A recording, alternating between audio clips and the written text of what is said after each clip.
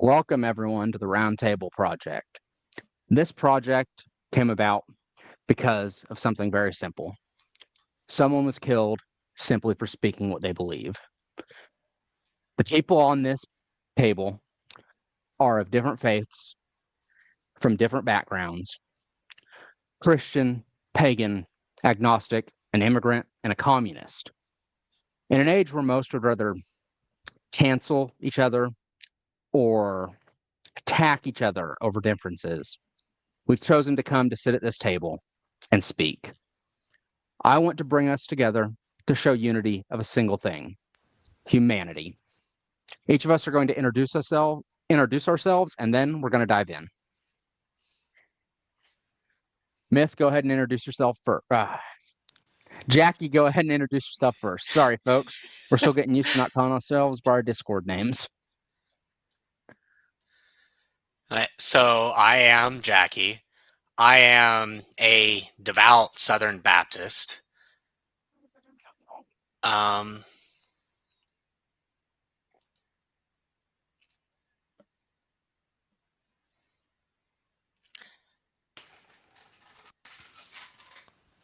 This problem with not scripting anything. No, it's the best part too. Yeah. It is a bit more human. Yeah. And we're going for human here, aren't we? Yes. Like, what all do we want to include in our introductions? Do a Naruto introduction. No. I don't know. Just introduce yourself, include a few things about your life, and one of the things that defines you as a person.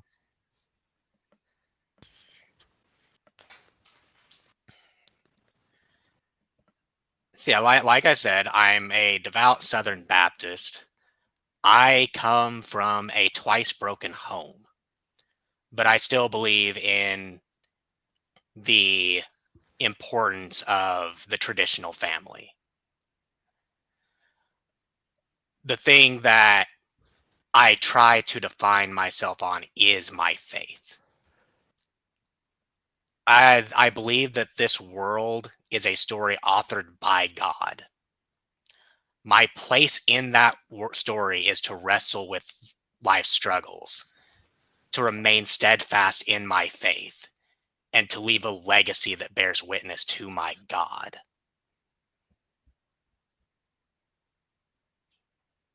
I would say that's a good enough introduction for you. Go ahead, Zero, and kick us off with yours. Sure. My name is Semi. And I called him Zero. That's fine. Everyone calls me Zero because that's one of my writer names. But my real name is Semir. I'm from Lebanon, and I came to Canada in 2006. I would say I'm nominally a Christian, but just nominally. Sometimes I have a lot of trouble believing, and I tend to question everything. Ever since I left the country that I'm from, I've had to unlearn a lot of things, and that basically has beaten into me a need to question almost everything that I learn, everything I will learn, and everything I have learned in the past. So I would say that's my defining trait. As for what I would like to do, I would like for people to continue seeking out the truth. I see a lot of people simply accepting a version of a story told, and then they never ask what the other side says. And even then, when they do ask, they usually approach it with bad faith. I guess this is what I want, is people to approach debates in good faith. I don't think I have anything to add.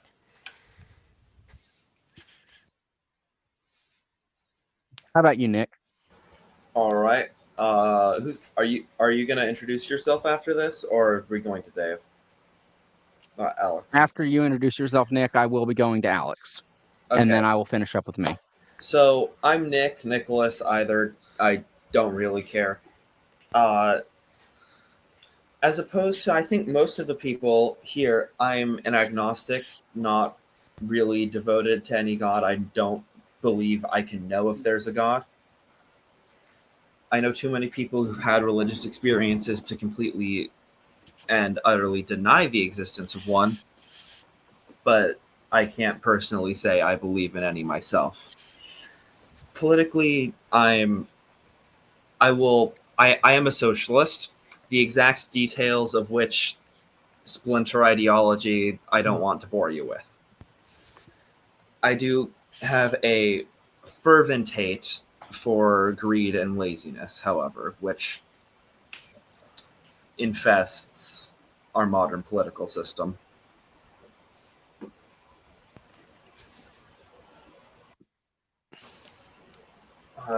Do I have anything else I should add, do you think? Do you feel that encompasses you enough for the people to know you? Then we can move on.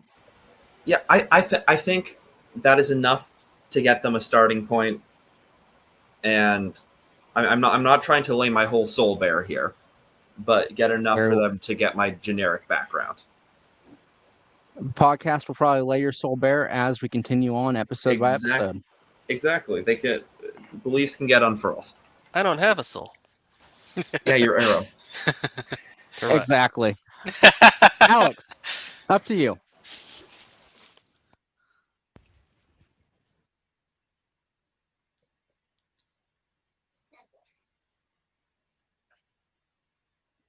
Sorry, Alex? guys. Sometimes Alex Yo. does have issues with his connection. Alex, Yo, are you Alex, you there? Maybe he muted by accident. Yeah, Alex, check if you muted your input mic. Can you hear me? Yes. there? There we go. There we go. Oh, it was disconnected for some reason. So, hello everyone. I'm Alex, and probably the best short explanation of an encompassment of my character as an individual is that I was raised and continue to be a devoted Christian, like lowercase Orthodox Christian, quite similar to Jackie's upbringing. Went to Lutheran school and later Catholic school, but I align most with the Baptists and the Anabaptists.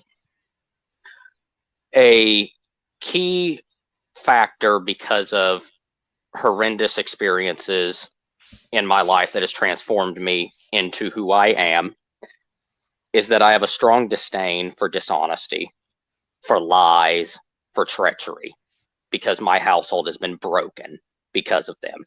And it is through my faith in Christ that I was able to emerge a better person from it, and a person who stands for justice and righteousness.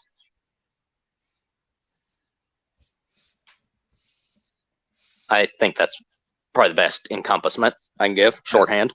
I suppose my agnosticism might be slightly influenced by bad experiences with religious folk in the past, so I can get that sentiment. Very well. And Then let me, as the host, introduce myself. My name is Dylan.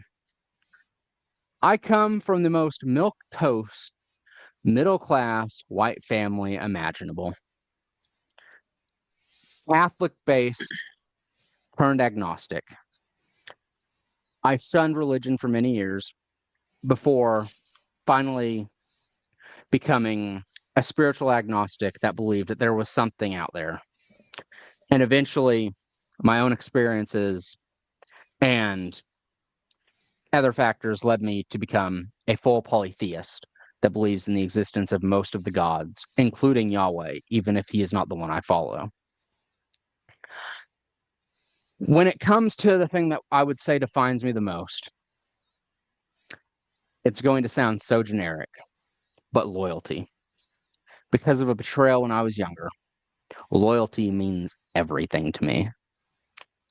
For someone that I barely know online, I would organize and have organized a manhunt to save their life that took hours.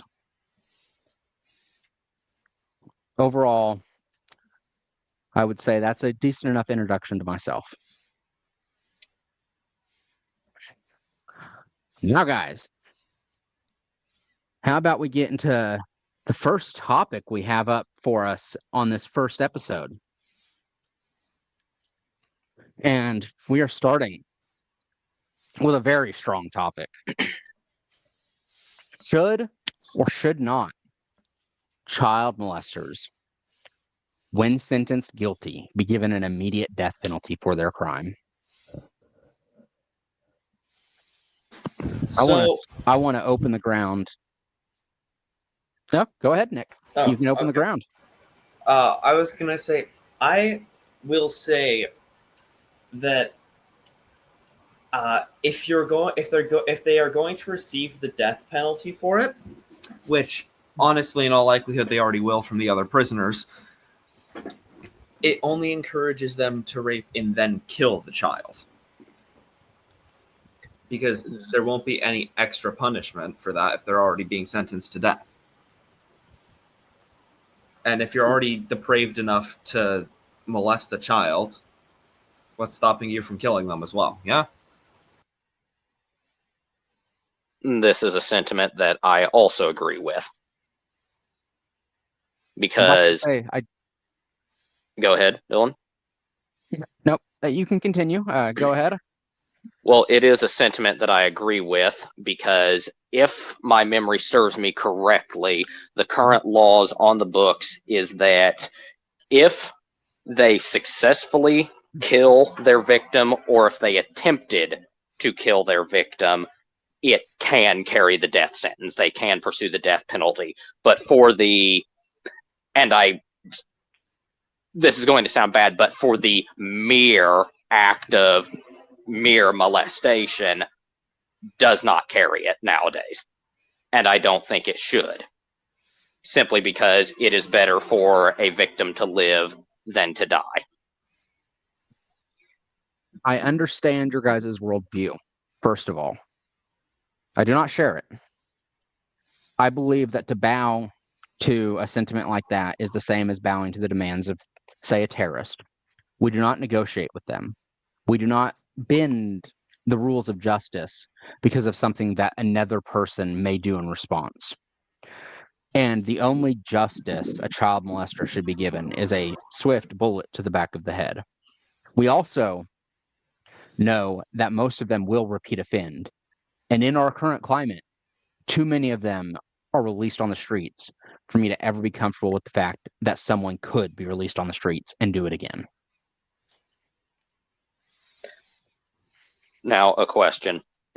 If that concern was addressed, as in these runaway DAs and suicidally empathetic individuals, if they were curtailed or removed from the mechanisms and levers of authority and power in the judicial system, would you be more inclined Also, assume, to for agree? the sake of the argument, that the prison system now actually has the space to hold them all. Correct. I would be more inclined, but I do not think I would bend either. I don't think I would bend on this. Yeah, The taxpayers should not be giving money to keep the lives of these people alive. And if I made a concession, it would be until the victim was old enough to make the decision themselves whether this person should die. I could get on board with the victim being allowed to make such a decision. Imprisonment until the victim is of age, and then the victim can decide. I can agree with that.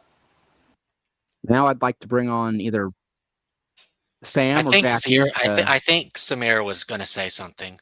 Yeah, but I'm a little more extreme. I think they should be castrated and then killed. Chemical castration or No, gelding? knife. Rusted spoon. Also, you pointed out that yes, it'll incentivize them to kill the person after they commit the act.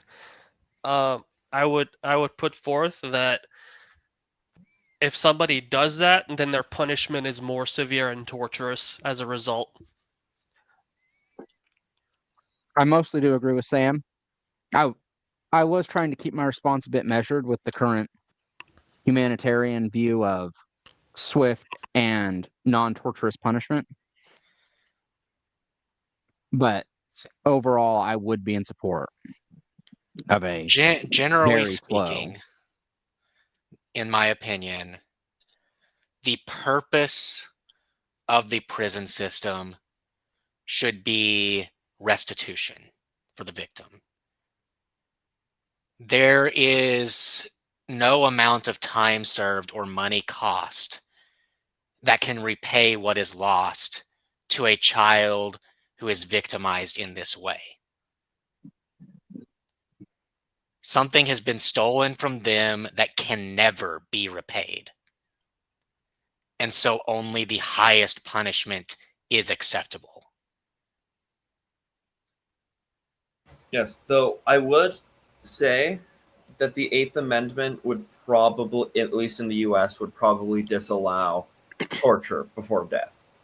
Yes, but the castration would not be considered cruel or unusual, at least in the view of the founders, as Thomas Jefferson and I believe James Madison helped author a,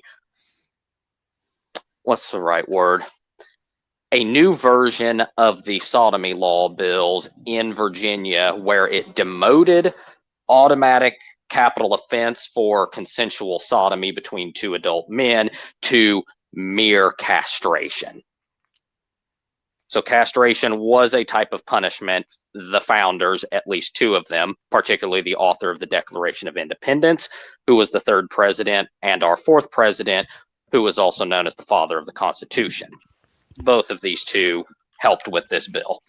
I mean, I would presume in those times, if a rapist was actually found, like they found out that he was a rapist, like the community most likely took care of the problem before it Yeah. even reached court. Correct. Yes, the community would generally And hang them from a tree.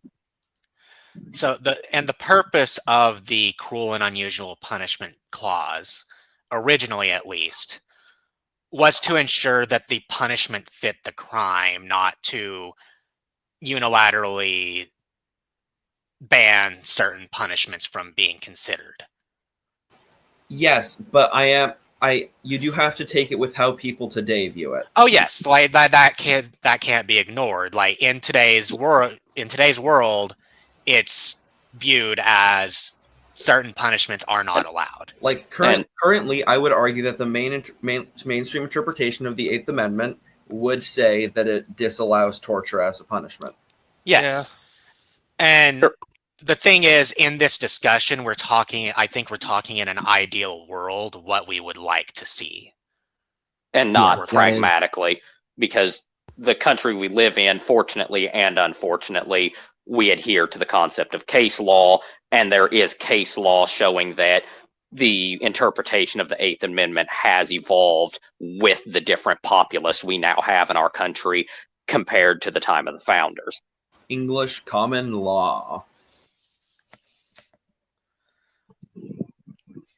Something to keep in mind in all of this, though, is that the welfare of the victim should be prioritized. Of course. Yes, Like definitely. it should not be. We should not make a spectacle of punishing these people at the expense of their victims. Restitution for the victim is equally as or more important than the punishment of the perpetrator. Oh yeah, and maybe not do like what was it, that one European country that allowed a rape victim to commit suicide? I forget where that was. I think This is the first time hearing about that. I think most of Europe has suicide, as a crime. So I'd like to not talk about Europe tonight. They have an entirely different set of problems. And if we do, there are a few people that I know that I would like to bring on that are from Europe, which could always be for another episode, guys. For very fruitful Fair. discussion. Fair enough. In the meantime, Now- I'll look up the actual situation. all right. I So definitely do not think we will reach a consensus on this matter, though. Yes. Yes, And So, one and- more thing I will add: any punishment for these perpetrators needs to stay within the confines of the law. Vigilante justice is a slippery slope that we can't afford to take. It is both a dangerous, hiltless blade to try and wield, and for those in the audience who are Christian, this is indeed not a Christian thing to do. The government does not wield the sword in vain. We are not to engage in terroristic acts, vandalism, terrorizing the populace, or vigilantism.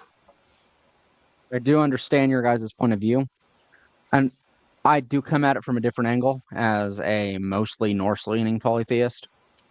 But I would only put in a caveat that, well, vigilante justice should definitely be encouraged. If a father kills his daughter's molester, You mean discouraged? he will. Yes, I did mean discouraged. Sorry, my thoughts got away from me and Yeah. from my mouth. Discouraged. A father killing the molester of his daughter should be given leniency. And Oh, absolutely. in of course. the court of law, well, I know this would never happen in our modern age.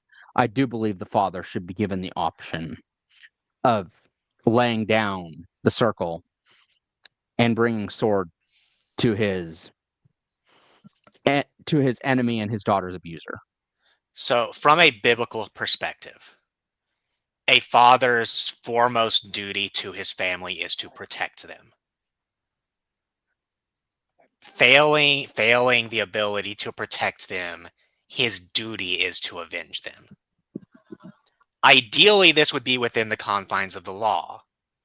If the law fails, however, a father is duty bound to seek justice himself.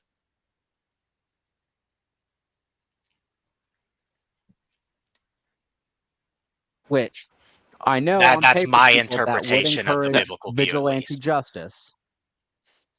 Sorry for talking over you. I Yeah. do not want the podcast to become talking over people. But I do understand that may be interpreted as vigilante justice, people.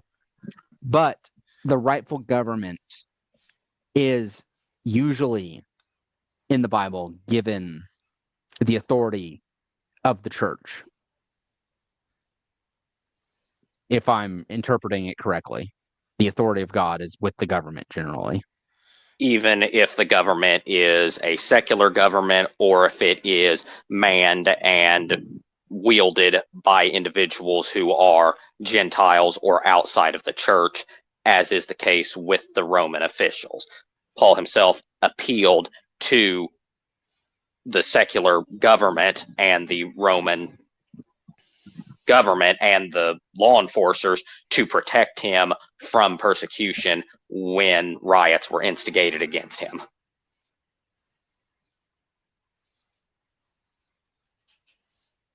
But that has been the case since, I believe, the Israelites asked for a king. Yes. Yes.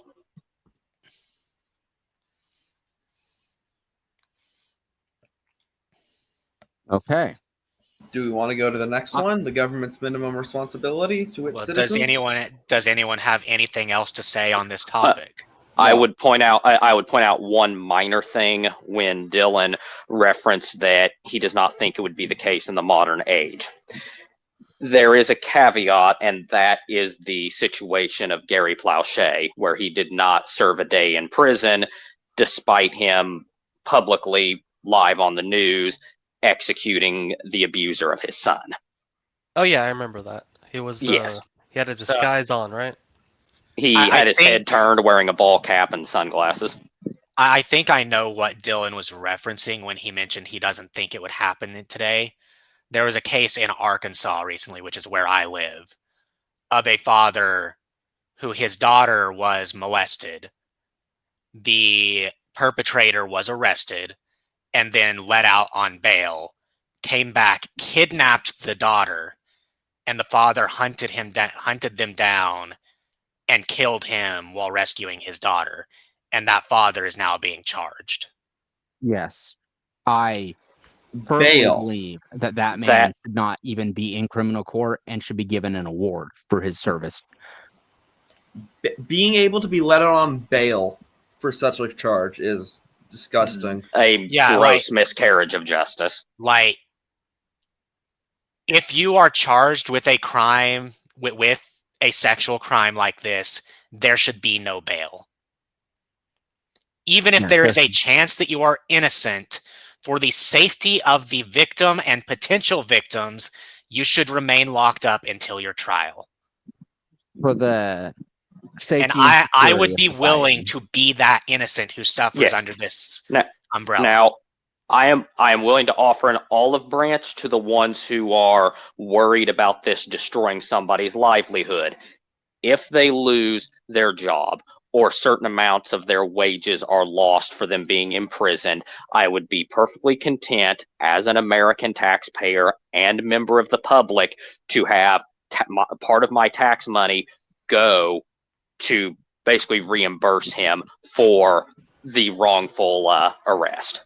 Yes, I would agree. If we enact this and you are proven innocent, then yes, then you should be. yes. You should be Reimbursed, reimbursed. yes. Then the government that imprisoned you should have to reimburse you for time, freedom, and monetary loss. Due to I also the did unjust want to imprisonment. bring something up. It's because of what Jackie said about how it would conform to him too. A lot of times it has been brought up when I have brought up my views on the death penalty for people such as this. What about all the innocent people? What about if you were in the same position and you died because you were sentenced, even if you were innocent? I firmly believe, even if I was in that place, that if one innocent life is taken for the removal of 99 people like that from society, it is something that the man that was killed that is innocent should celebrate over in his eternal afterlife, because he was part of a system that cleansed society from such filth. I mean, obviously, such miscarriages of justice should be minimized, and rigor in these cases should be at its absolute maximum. Obviously. But So even if this is a was the one case. This is a case where we have to trust the rule of law. We cannot let the risk of a false conviction make us back down from seeking justice. Of course, I am just adding on. We do need to minimize that risk, but we still need to seek justice. Yes, I am just simply clarifying that I would seek significantly greater rigor in judicial rigor in such cases than I would for more petty crimes. I fully understand that, and I do believe even for petty crime, the justice system, excuse my weirdly swollen tongue, I guess, the justice system should have the most rigor possible, and there should be so many checks to ensure that rigor. Yes. That as long as it does not curtail the ability to be an effective policing force. I agree fully. I think we've all reached the most we can on this topic without going into a few further details that without going take up into how to a lot. restructure the Justice Department. We're here all night. Going into that. I'm not against going into that eventually, but that would take hours upon end, and I do want this to be a relatively short opener episode.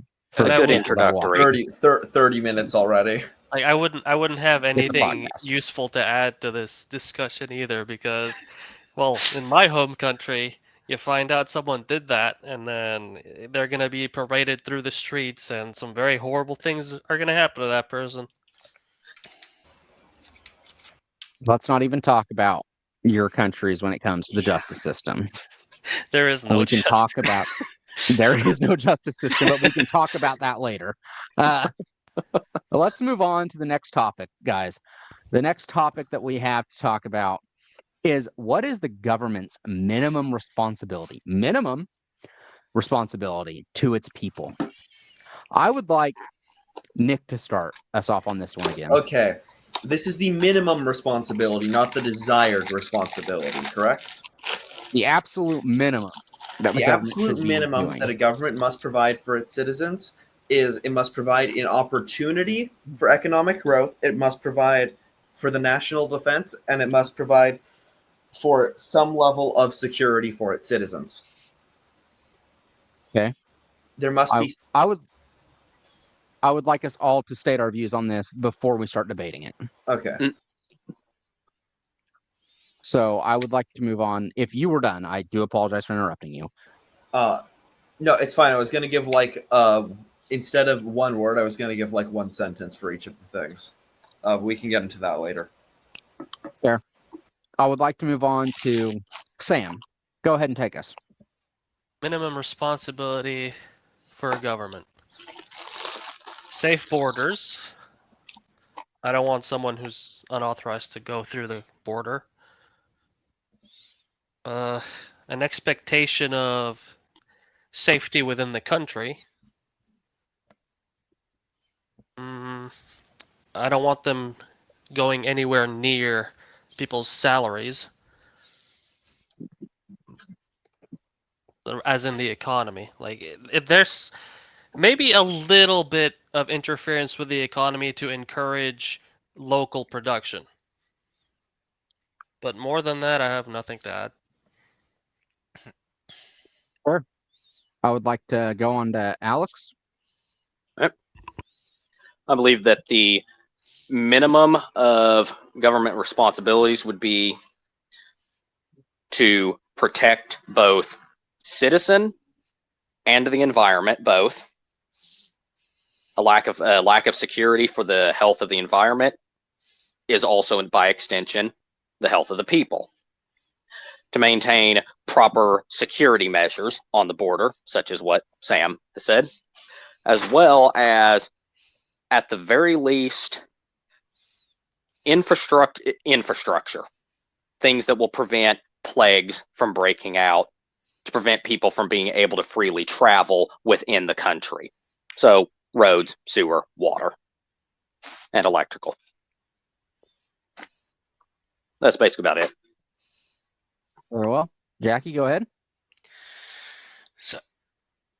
So I am very firm that the government should be as minimal as possible. But even then, at a minimum, the government should provide basic infrastructure, talking like roads and stuff. They should keep our borders secure, have a well-structured immigration protocol. They should secure our rights and liberties, and they should protect life within its borders. Okay, we can elaborate on that point in the debate, I'm sure. Was there anything else you wanted to add? No, that was it. I tend to stand, as Jackie does, on the minimalist government. Very, very minimal. So for me, it is really just secure the borders and ensure things like plagues and everything don't break out, but through minimal contact with the privatized health facilities, that would stop things like that. I do believe that a private economy, a private funded, a privately owned, most things, including infrastructure, would be better. I've seen the roads the government tries to maintain. They don't do a good job. I would also say that minimally responsible, they are responsible for the strongest military they can possibly bring with the minimum taxes they can possibly take when they ensure the most successful military possible. The United States does not give enough to their military budget. In fact, there we go. And that is wild to hear. Not sure I disagree, but it's wild to hear. Oh, budget for the military. In fact, the only other thing I would say the government has a duty towards is diplomatic relations with other countries and the assurance of our ties to those countries to make sure war does not break out unless the people demand it, and to make sure that trade continues to flow from those countries to the corporations in charge of our goods and services.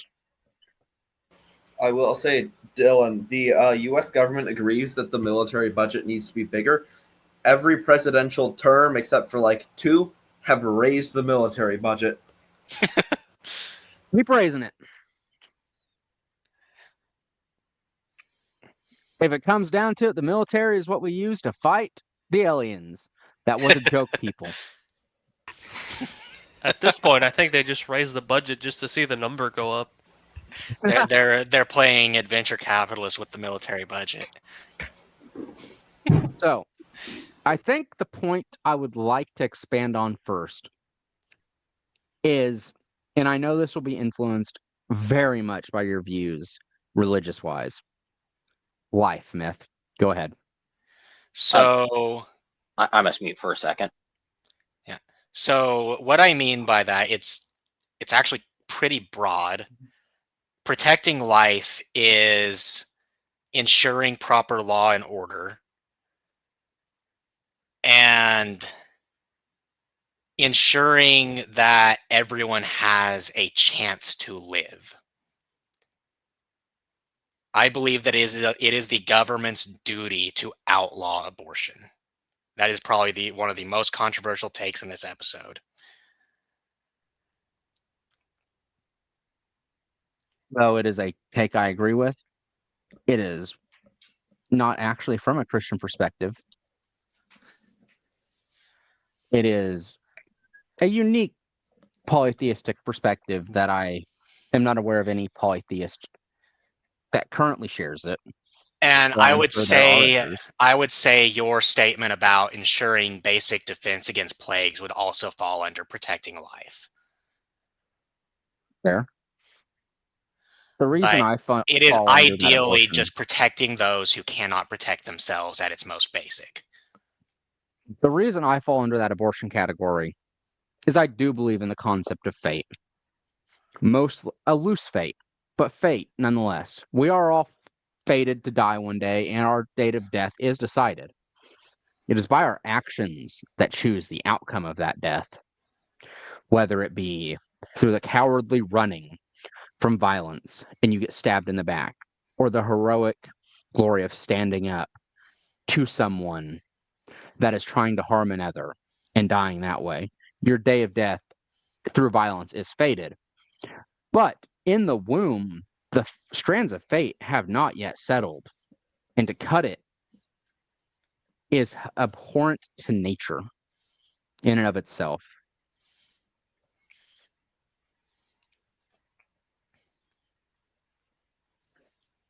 I honestly don't have an opinion on banning abortion or not. I think the thing to fix first is to fix any conditions which would cause people to choose an abortion over carrying the child to term, and then deal with legality.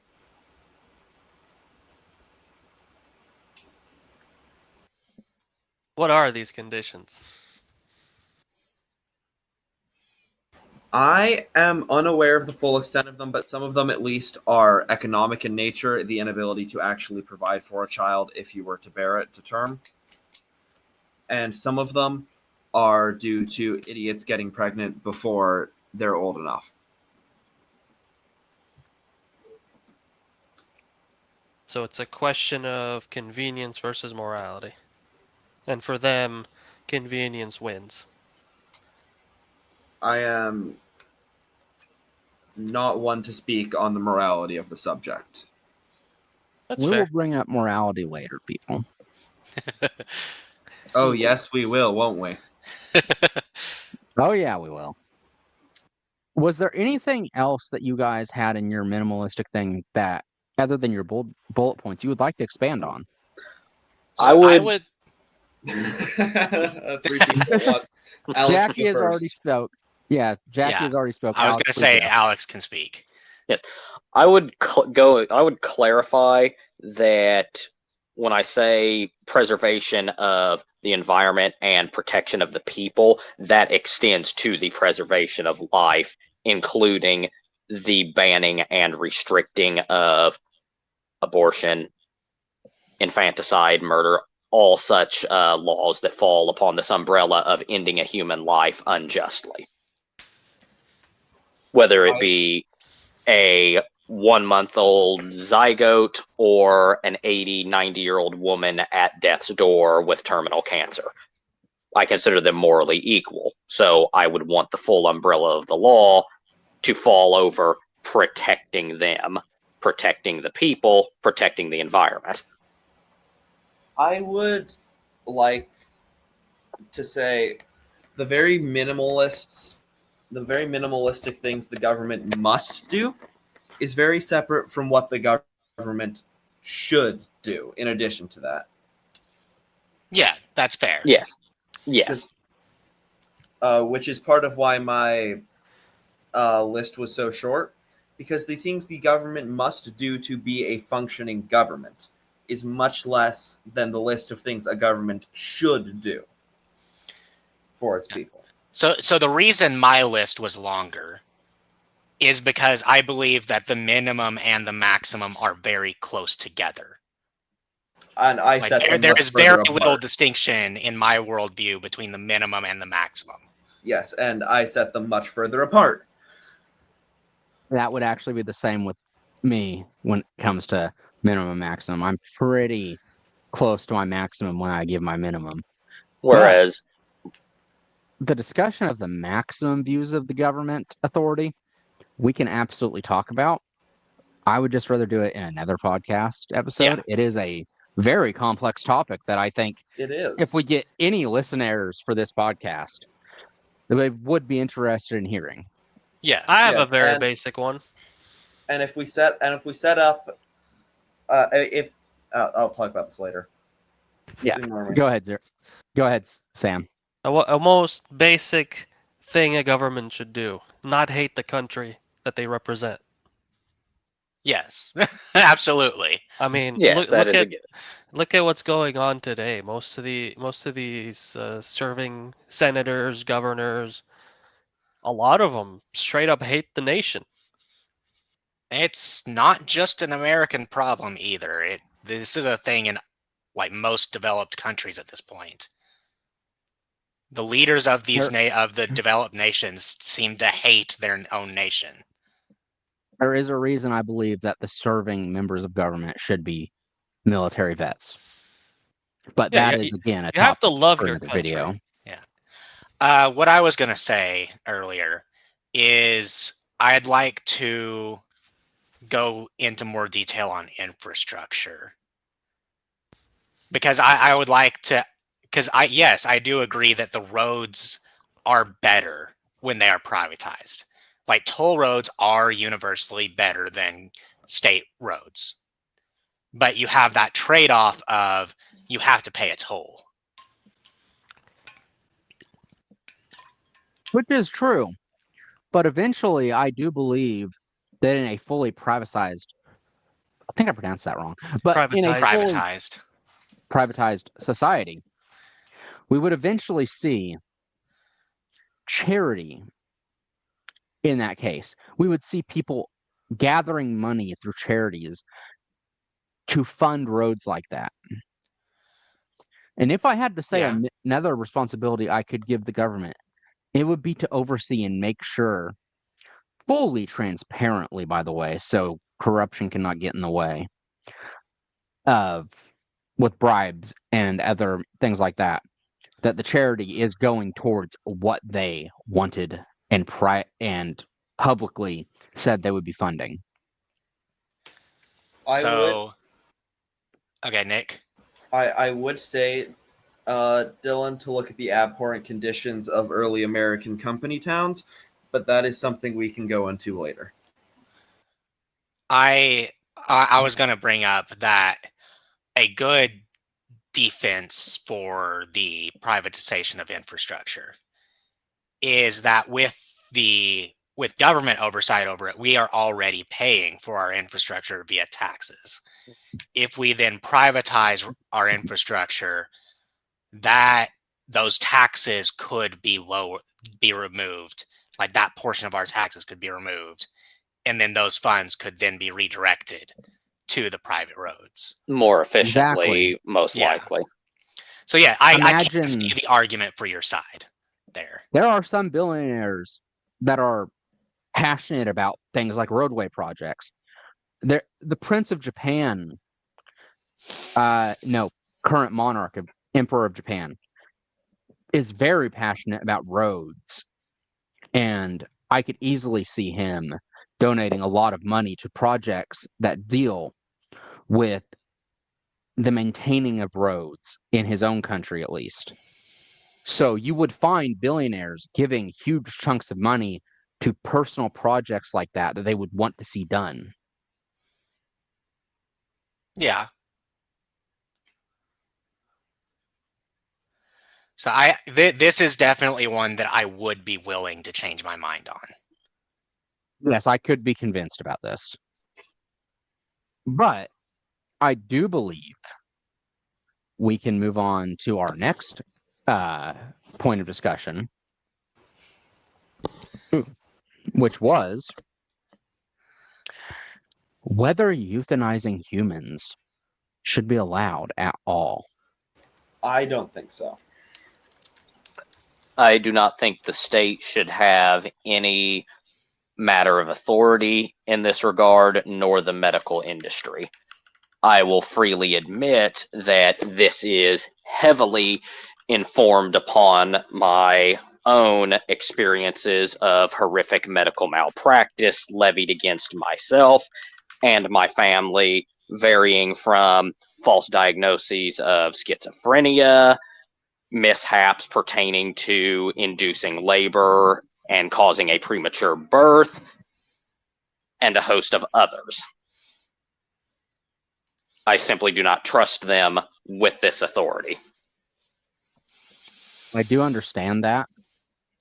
And doctors and their responsibilities and punishments levied against them can be discussed in another podcast, because that's an entire topic in and of itself for me that I would like to discuss. Yes, the medical industry is quite a large topic. I would like to move to Sam for his opinion on this. He is I in also- Canada after all, and that probably impacts his opinion quite a bit. Okay. I certainly don't believe in euthanizing a disabled veteran because she wanted to have something installed so she could go up the stairs without trouble. But that's a reference to something that happened here in Canada, by the way, for those who don't know. And what I think about euthanasia is I think it's viable for somebody who is in constant agony. I don't have any other qualifiers for this. They're in constant agony. Their entire life is pain.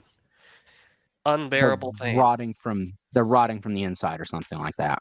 Yeah. And doctors cannot stop it. Jackie, I'd like to get your opinion and then I'll give mine. I think that life is sacred. We as humans, outside of pursuing justice, do not have the right to end a human life. Our duty for those who are in constant pain is to ease their passing, not to expedite their passing. I understand that viewpoint. When it comes to me, there's a few things that I believe. For example, again, religion is going to impact your views on this. And while I do believe there are many afterlives you could end up in, many halls, many pantheons that could take you, depending on your beliefs, your actions upon this earth, and many other things. For me,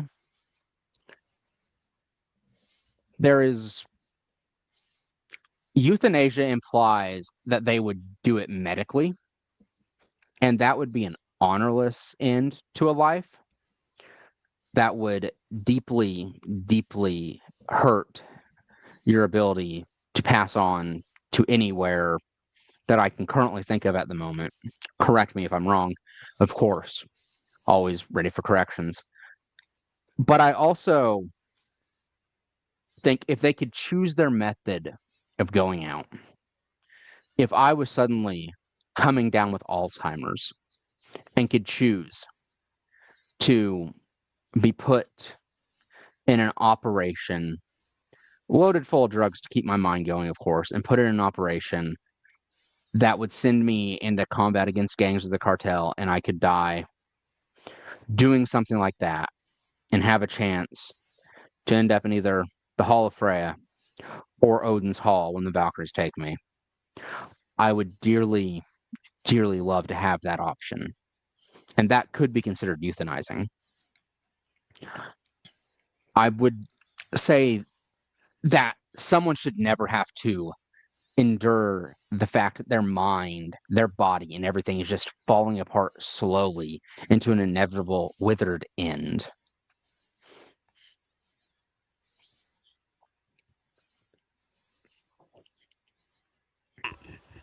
No comments there.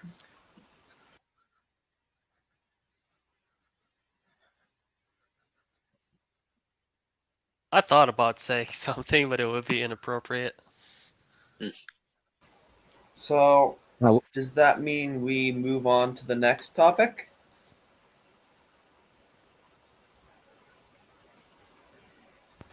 And I think I our think- final one. I can see the appeal, especially from your worldview, of having that option, Dylan. I just, from a Christian worldview, I cannot see any argument that would convince me to accept any form of euthanasia.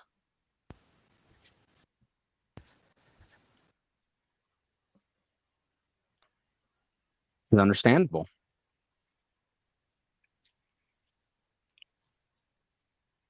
And we are here to argue and give our own worldviews without succumbing to hate or screaming matches.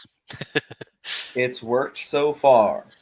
Yeah. If anyone else has anything they would like to bring up about someone else's thoughts on this topic, we definitely disagreed here. Of course, everyone had their own viewpoints. I would like them to bring it up now, and if not, we will move on to the next topic. I mean, the way I see it, I liken it to if you see an animal suffering, you put it down. But I'm sure no one really likes being compared to animals, since Yeah, humans I would. are better. Yeah, Yeah, I would. we're- I would disagree from both a perspective of as a Christian, because no beast or animal bears the imago Dei aside from us, and thus it is not our prerogative or our right to engage in euthanasia of a fellow image bearer. True. But there's something to be said about the value of mercy. And that would be basically give them a morphine pump and let them just Slow drift them down. off in their dreams. Yeah, drift off in their dreams, feeling nothing. There. Dylan was talking about an I- honorless death, and my immediate intrusive thought was, well, I could suffocate you with a pillow. So what I would propose in place of euthanasia in the cases where there is no healing to be found is to provide more funding for more like funding to ease the financial burden of providing that pain care and easing their passing. That's fair. And of Ideally, course- I would say that would be the church's responsibility. Of course, I think we can all agree that trying to find a cure for such abominable illnesses is also a worthy endeavor. Oh yes, search for a indeed. cure should always be the priority. Absolutely. Yeah, like stop the whole There- thing from happening in the first place. If there's nothing else on this topic, I will go ahead and move it along. I don't have anything else to say. Me neither. Neither do I. Okay. Well, I did want to explore some of our shared values. I think we all do believe in the value of this is so generic, but hard work, absolutely. Yes. Yeah. If you don't put in work, how can you expect someone else to put in work for you? Like, Just the I mean, reward of it. historically speaking, the Protestant work ethic is part of what founded America. Note I did say part, it is not the only factor. I Money. know. Money helped. Money helped a lot, as did, Yes. unfortunately, I have to bring it up, the French. And the Spanish. Yes. The Spanish don't get talked about, but the Spanish also. Yes, yes. The greatest, Spanish. the great, Everyone who hated the British at the time. It was great- everyone. the greatest Spanish invention of all times, the Latina. Oh, God. God damn it. I had to Alex, say it. not the place. But we can all Alex. agree, Canada were absolutely in the wrong when they burned down our White House. How dare you, Sam? Well, I mean, they democratically voted on it. The irony. Canada did. I don't think it was the Royal Navy, not the Canadians. I think they were It was- Canadian troops. Oh, It was Canadians.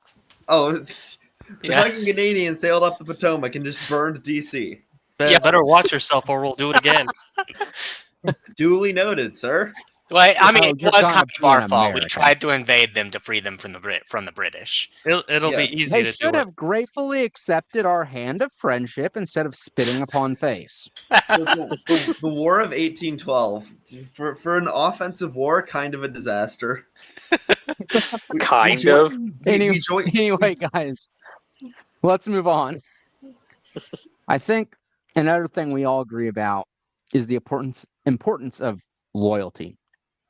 Loyalty to our beliefs, loyalty to our fellows, loyalty to our gods, and loyalty to our country. Well, yeah, loyalty is the one of the basic foundations to society. If somebody isn't loyal, how can they be trusted? Exactly. I would go so far as to say that you don't even need something earned that you get out of being loyal. Loyalty is its own reward. Even if your loyalty is never known, it is forgotten along with as you crumble into dust back to the earth. Loyalty is its own reward. I will say this: use your loyalty sparingly. Don't just be loyal Yeah. to anything and everything. Oh, for sure. how you Because get- not all people are, not all concepts, not all people are warranting of loyalty, particularly if it makes you into a worse person or if it can twist and break you when they betray that loyalty. Or if holding loyalty to a person or group of people ends up compromising your morals. Yes, your morals or devotion to whichever gods you hold.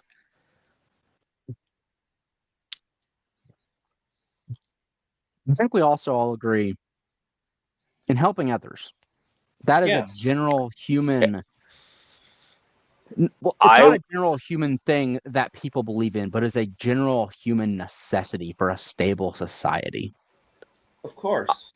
I would extend it further, and I think that this would be a mutual agreement, which is the concept of noblesse oblige.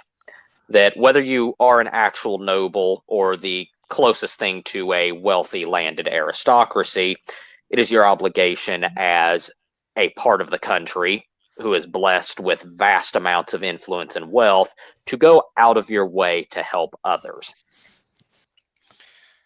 Now, To whom much is given, much is required. Very much so. of course, personally, I would prefer nobody acquire such levels of influence that they have enough disposable income and influence to just hand wave away problems for people. I would prefer that to not to be reallocated so that such problems don't arise in the first place. But Yeah. yes, I agree. People should learn to help themselves, or should be taught to help themselves. That is a way of helping people. if someone does end up in such a position with vast quantities of influence and wealth, it is their duty to use it to help the others around them. Yes, and Yeah. I would generally Give a man a fish, and you'll feed him for the day. Teach a man to fish, and you'll feed him for the rest of his life. And when it comes to helping others, it is not about the quantity of what you do, but the goodness of what you do.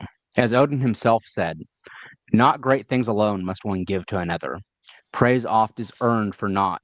With half a loaf and a tilted bowl, I have found me many a friend. Even if you can only afford a few pennies here and there, that alone shows the generosity of your spirit.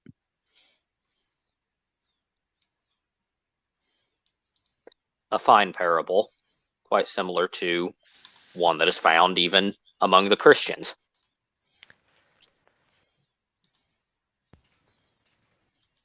I would also say, of course, that above all else, as humans, we are tasked by the very fact that we are the sentient species of this earth with the pursuit of truth and knowledge.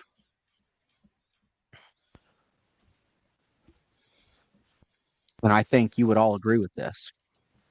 Yes. Yeah. Mhm. I can't stand lies, that's for sure.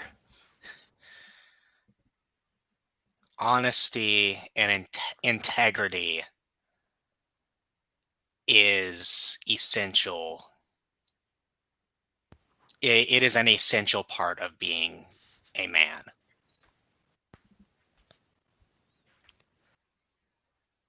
I mean, a good person in general.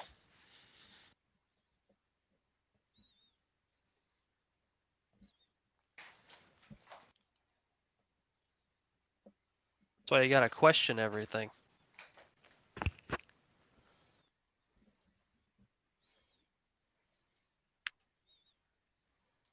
I would like, of course,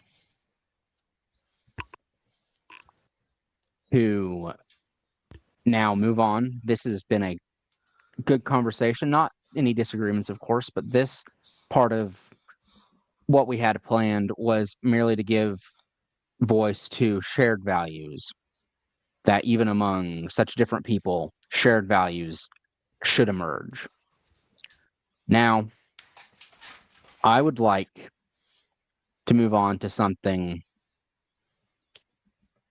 for the fact that most of us here are religious. I would like to now contradict and set aside religion and talk about morality and how it is relevant and true without religion. I would like to start off with myth. Jackie, my bad. Still getting used to calling each other by our real names. We've known each other by tag names for so long.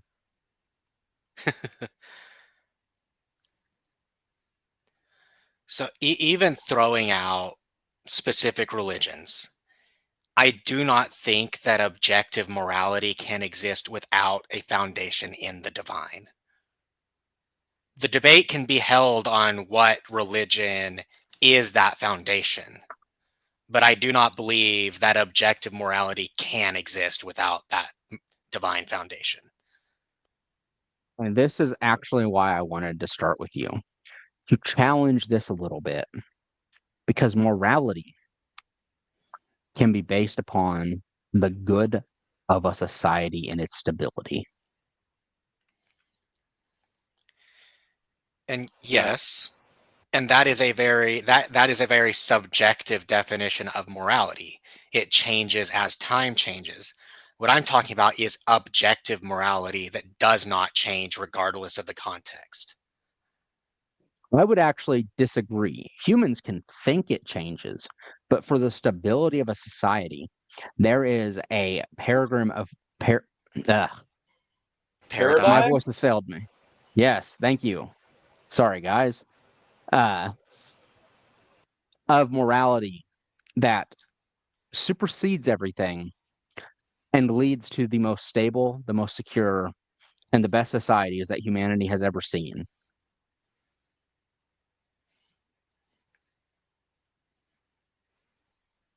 I mean, it's partly evolutionary, isn't it? Humans have an inborn need to make a society, and we're social creatures by default.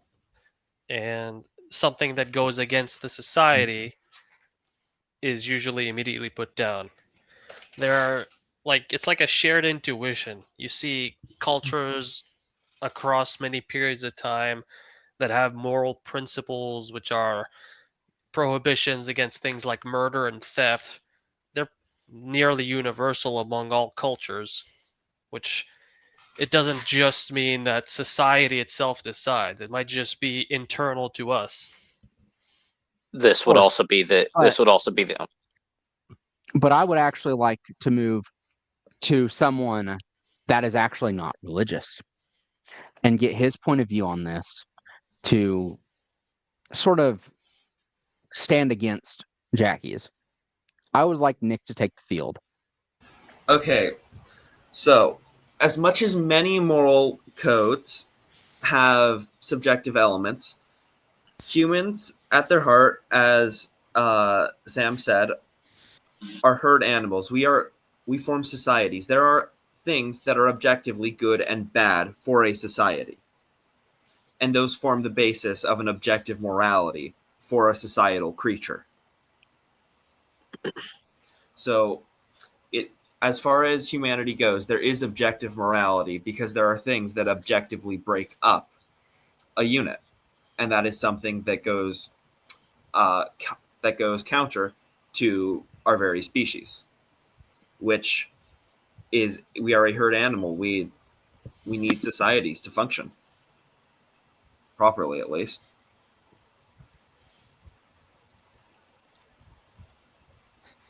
And in all functional societies, we can see norms that come forth that are needed for their stability. That persist through ages. No matter what some people would prefer. They persist through ages. They've been everywhere. Even something as basic as theft, I will use as an example. The person who committed the theft obviously is no longer trustworthy, but it raises suspicion among all members of the group that their belongings, whatever they might be, could be stolen. It disrupts the unity. It is objectively a terrible thing for a society, and thus, objectively, in an objective morality, is bad.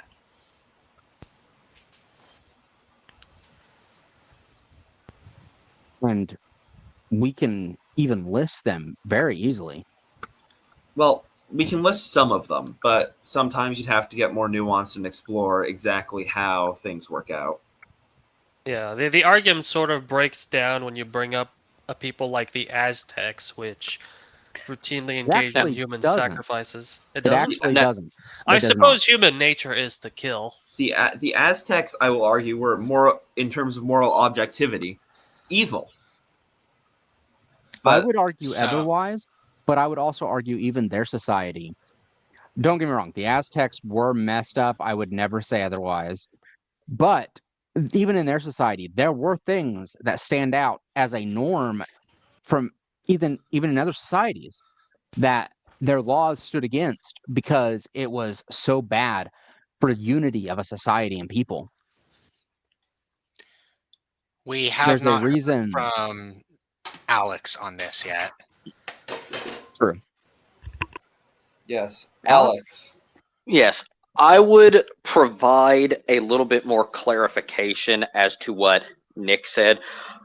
like Jackie, I too am a devoted Christian, but I do also notice that there are consistent, constant patterns that we see within the societies that we see that developed from hunter-gatherer groups into sophisticated civilizations, whether it be marriage practices that maintains lack of consanguinity. So there normally was not marriage practices between aunts or siblings, with first cousins only being the closest ones.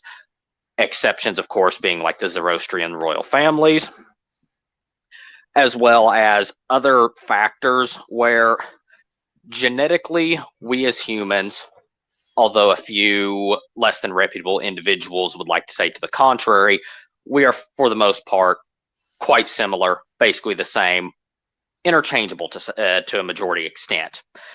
Thus, we have certain shared behaviors, and that extends outward to our preferences or how we build societies, and thus how those social institutions operate.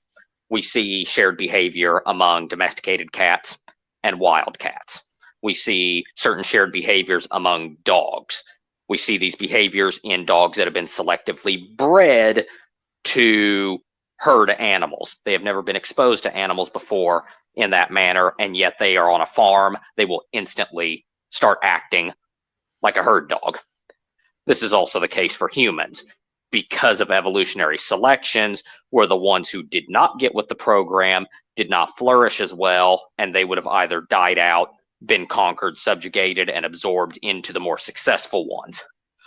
So I would say that there is an objective criteria, specific quote-unquote moral axioms that result in greater efficiency in how a social institution operates, similar to how certain biological functions ensure a more robust animal, whether it be faster speed in the case of the cheetah, whether it be certain genetic mutations in humans that result in a resistance to osteoporosis or less need for sleep, or the negative ones.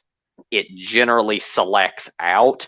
So I do believe that just as there is a generally consistent structure to how our bodies are shaped, to how our bodies function, and it has been sculpted by eons of trial and error, this is also the case for social institutions, and by extension, the secular convention of what morality is.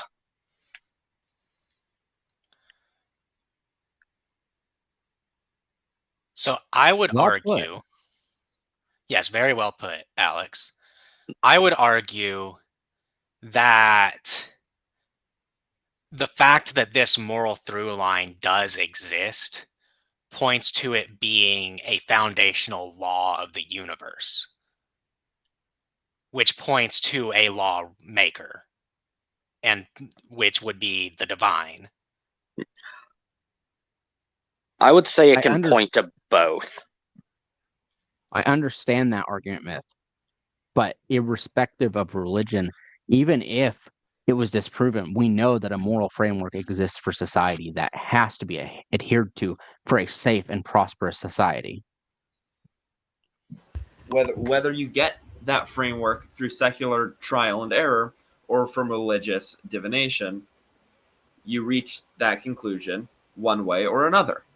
Both reach the same objective morality. I wasn't saying and will never say that you cannot discern those morals without religion. I'm just saying that the foundation has to be divine. And I do think that is something that I feel though is getting into semantics of how things work. I was also going to say that also feels to an extent an unfalsifiable thesis, an unfalsifiable claim, which doesn't lead to great discussion. No, it does not. Well as... And there will eventually be a religious episode. I am entirely sure of that. Probably very many of them. But I don't want to linger too long on this. Yeah. So if anyone has any closing points they would like to bring up, I'd like them to do so now.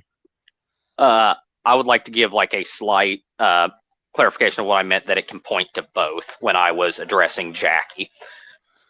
That we hear of how even those who have not been exposed to the gospel, they will still answer to what is written upon their hearts. That does indicate something that runs through the very nature of people, of humans, because we all bear the image of God. Whether that means sapience, whether it means merely the capacity for it, or if it's just simply because he chose us to bear his image.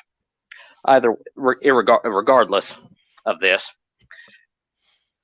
if people who have never been exposed to the gospel can understand the moral value of these things, and they already practice them, but they're not directing it towards an adoration and love for their God because they know not the correct face and name of their creator, it still points to they are indeed adhering to the moral law that is written upon their hearts as wayward sons and daughters of God. On the flip side, it can also point to simply these are evolutionary pressures where everybody who did not have these natural disgust responses ended up dying or forming malfunctional tribes and cultures that were inevitably conquered and destroyed. To some degree, it boils down to just, do you believe in God? Yeah, it's just what viewpoint are you approaching this from? That if you're approaching it from a viewpoint of, I do believe in God, you will see simply that this is the moral law written upon the hearts of man that Paul spoke about. If not, you will see it through the angle of, okay, these are just evolutionary pressures that are ingrained in every human tribe because they were able to exterminate all the ones that didn't get with the program. And who the fuck knows? Maybe it's a combination of both. Yeah, I would say you'll that see it in the words of Odin in the Hamaval, or most other religious texts will have things in common. yes. But that can be a topic for another day, the divine council and other such matters. Of course. Does anyone else besides Alex have anything they'd like to close this on? Got nothing. Nothing If myself. that's the case, then I'm going to move on to how we will be closing this first episode. I want each person, in the light of respect for your fellow man, respect for people, and the unity that brought us to this podcast, to state something they respect about one of the people here. And once that person has been chosen and someone has done so, please do not focus on the same person.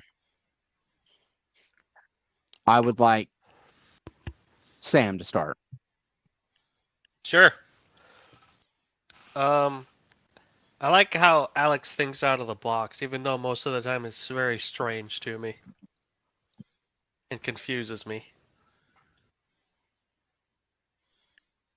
What, that you struggle to kind of understand how my thought trains and logic connect with one another? Yeah, I have no idea. That's fair. You are not the only one. Let's move from person that talked to the person they signaled out. Alex, you can go next. All right. I would say that I think I'll choose you. That a great matter of respect that I hold for you is that out of all of the friends I have ever had in my life, you are unique insofar as you are not a nice person in the conventional sense. You'll be rude, swear, and be an all-around pain in the ass. And you can also be quite callous at times. But in almost every single situation in which you exercise this towards people that you claim as your friends, it is in the pursuit of helping them. you would call a friend who is overweight, you will call them fat, you will make fun of them in the pursuit of helping him get rid of that weight. Or a friend who is scared or frightened of, say, trying to ask out a girl that he's interested in. You will make fun of him, you will mock him until he actually goes through it. And then when he does, you will rejoice with him. That you are not somebody who is nice. Most important of all, you are someone who cares.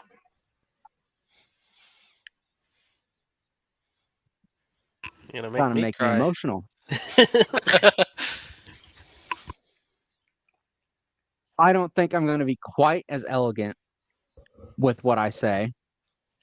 But Nick, I've known you for the shortest amount of time.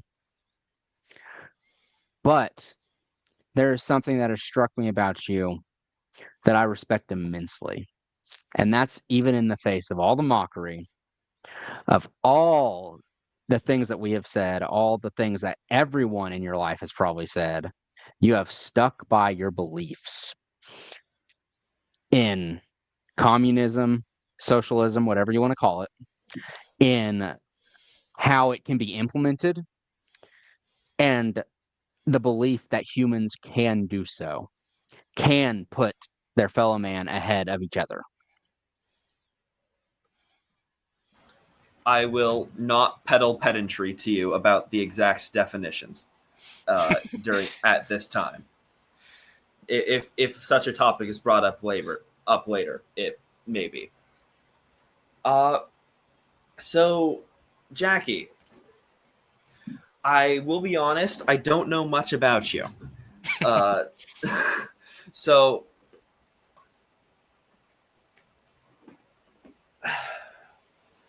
however, one thing I will say that I deeply respect about you is that not only are you committed to your beliefs, you are well learned of them. You consistently bring up actual verse and scripture to back your points up. And that is something I appreciate. Yes, the quality of response went down significantly. Yeah, I was waiting to ensure that you were done. I appreciate that. Thank you. I'm working with what I have in terms of my knowledge of you. Don't worry, I set the bar low. Samir, the thing that I respect most about you is that you do question everything. Yes, it can get annoying at times when I'm not in the mood to answer questions. But it is something that you are consistent about. You're always seeking to learn. Thank you.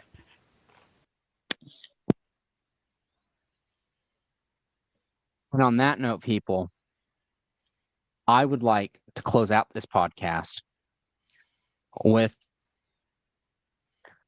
a message. This has been the Roundtable Project. It's been 5 men, 5 different worldviews, very different in some cases, but it's still been a singular table of equals, of humans. We definitely disagreed on things, but this is good proof that people can disagree without tearing each other to pieces. If anything here challenged the listeners, good. That means hearing it mattered. We're going to be back. This is only the beginning. You will see other people. Some of them on this panel may not be there. I will always be here. But until then, hold fast to your convictions. And remember, truth is sharpened in the arena of debate. Never let that arena fall from human eyes.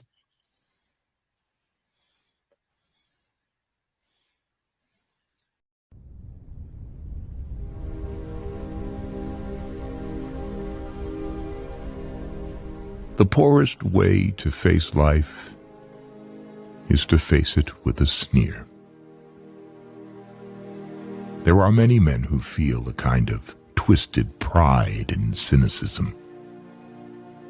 There are many who confine themselves to criticism of the way others do what they themselves dare not even attempt. There is no more unhealthy being, no man less worthy of respect than he who either really holds or feigns to hold an attitude of sneering disbelief toward all that is great and lofty, whether in achievement or in that noble effort which, even if it fails, comes to second achievement. It is not the critic who counts, not the man who points out how the strong man stumbles, or where the doer of deeds could have done them better. The credit belongs to the man who is actually in the arena, whose face is marred by dust and sweat and blood, who strives valiantly, who errs, who comes short again and again. Because there is no effort without error and shortcoming. But who does actually strive to do the deeds? Who knows great enthusiasms, the great devotions, who spends himself in a worthy cause, who, at the best, knows in the end the triumph of high achievement, and who, at the worst, if he fails, at least fails while daring greatly, so that his place shall never be with those cold and timid souls who neither know victory nor defeat.